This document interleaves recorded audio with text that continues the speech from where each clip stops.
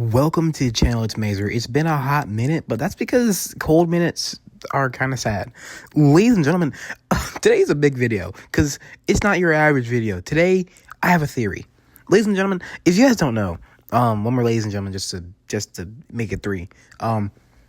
Dragon Ball Z Universe 3 has not only gotten a trailer, it's gotten gameplay, and people have played it. And I'm gonna be honest, I'm gonna play either way, I think. So that kind of sucks because I'm a bad consumer. Because honestly, if I was just a plain consumer, honestly, if I'm not a Dragon Ball fan, I would probably not get the game. I think the only interesting thing about it is like the RPG thing is like maybe if you're like a Final Fantasy fan, you'll want to get it, maybe. But here's the thing: that's not what we're actually here to talk about. Today we're talking words. Today we're here to talk about. Guess what, guys? The timed transformations. Yep, guys, the time transformations, there's like 60 seconds for a transformation. I believe this is secret propaganda for Vegito. Ladies and gentlemen, let's get straight into the video. As you guys may or may not know, Dragon Ball games, and honestly, the animes, really all forms of media when it comes to Dragon Ball, they have a favorite fusion. Sometimes it's Vegeta, sometimes it's Gogeta. You can see this with Dragon Ball Sparking Zero. They advertise Gogeta the most. Like, that's clearly a Gogeta-centric game. And you know what? Because of that, they had a really strong character being Gogeta. He had two versions that were both very strong, and he just ruled the game. Vegito, you don't really see him that much. He wasn't even in the marketing. It was really just Gogeta and then, like, you know, Ultra Instinct Goku. Those are the two big boys. And then you have a game like Xenoverse 2. Xenoverse 2 was also a Gogeta-centric game. You can tell because guess who is the best character in the game? It's not Gogeta, but like Vegito's a lot worse than Gogeta in that game. And recently Vegito actually got himself a skill in Xenoverse 2 for the Festival of Universes. Notice that happens right at the last DLC when they were announcing Xenoverse 3. Yeah. Are the gears starting to spin? But we'll talk about some more Vegito-centric games. Starting off with this, go ahead, just say Dragon Ball Squadra. Squadra released Vegito, and he's an absolute unit. I haven't played the game, but I know he was good when he released. I'm pretty sure he's still good now. And next thing up, they're going with Goku Black. Notice how Goku Black, in that saga, we had Vegito and not Gogeta. They're not touching Gogeta. They are saving Gogeta. Probably until the game dies, to be honest. Because they just like Vegito more. And then you have games like, let's just go ahead and say Dragon Ball Legends. Dragon Ball Legends, I would say they're more of a Gogeta-centric game. They just have better Gogeta units. But I think they're trying to shift toward the Vegito-centric game, though. We've gotten a lot of Vegitos, and they recently announced they're going to give a plat to Vegito Blue, even though Ultra Gogeta Blue is older. Clearly, they just want Vegito Blue to get some love because they were like, dang it, we have too many Morons, we better put in the freaking Vegito. So yeah. Although I would understand if you guys would say it's just a plain Gogeta game because once again, Charlotte, the fusion character, is clearly just Gogeta with some extra spididdle. So anyways, yeah. I'm trying to think of more Vegito-centric games. Really look at all the older Dragon Ball games. They're probably gonna be more Vegito-centric. I think Gogeta's only recently became kind of like a W-Mans. But once again, looking at Xenoverse 3, let's get back on topic. Xenoverse 3, so far in the trailers, we've seen really ultimates from like Nappa. We've seen, obviously, John 1000.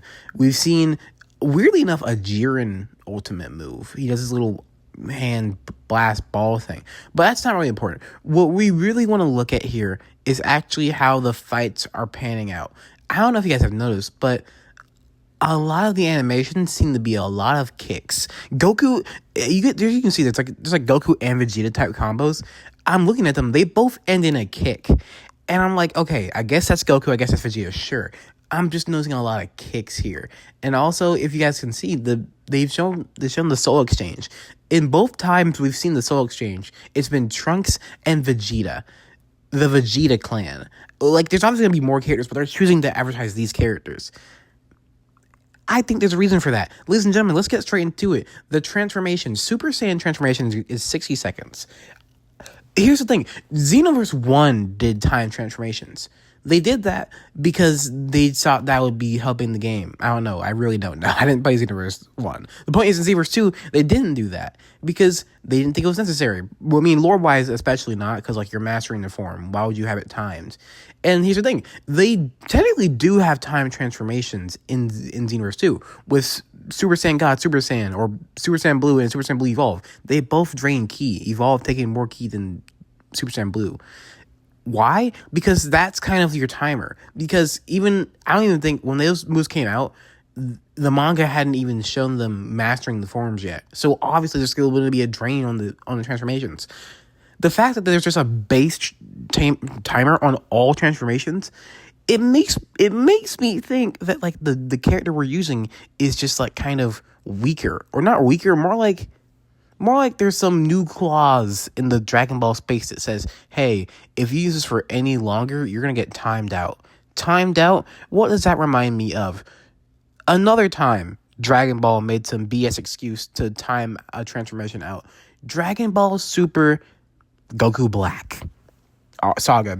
I didn't say that right. The point is, during that saga, Super Saiyan Blue Vegito gets timed out of his transformation because he uses too much power. I think that's the exact same reason why we have time transformations in Xenoverse 3.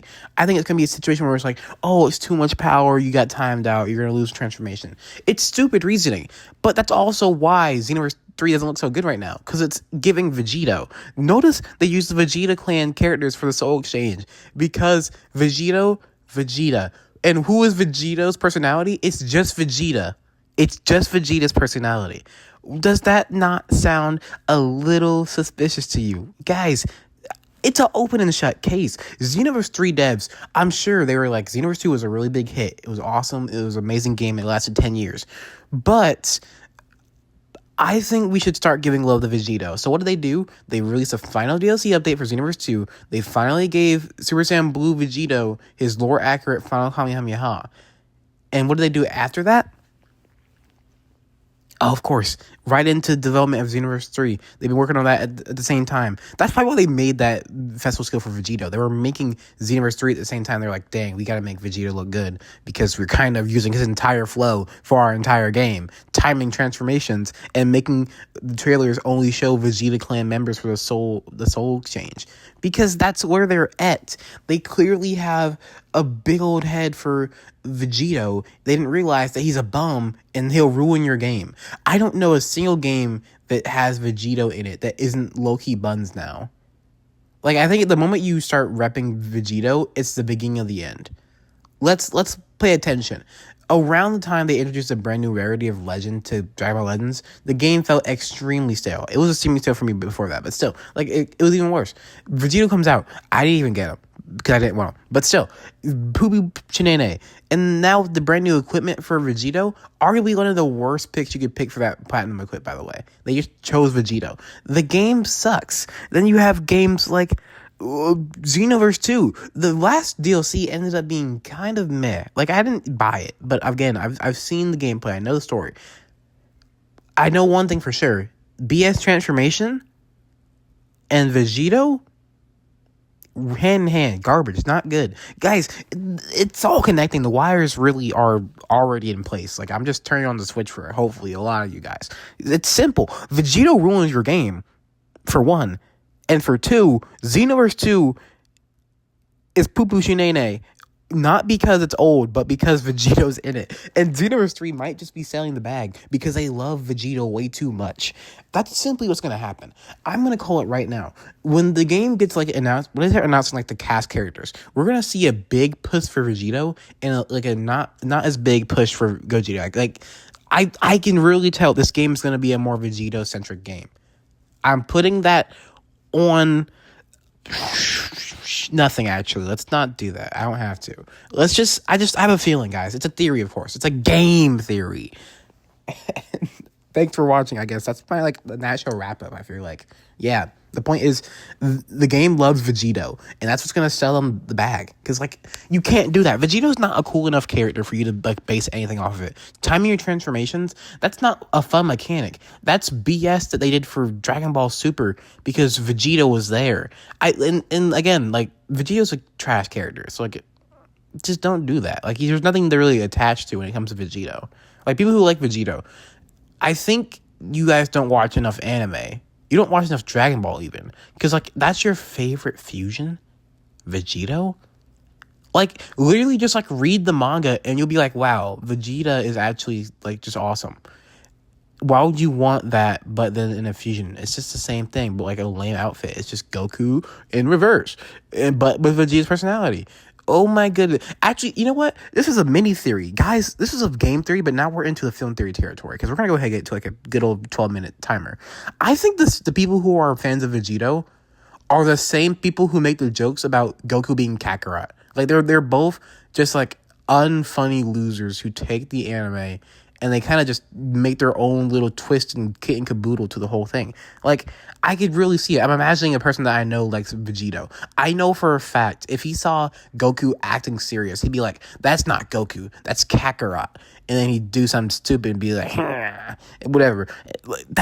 I'm right. Guys, that's a game theory and a film theory in one. In fact, thanks for watching.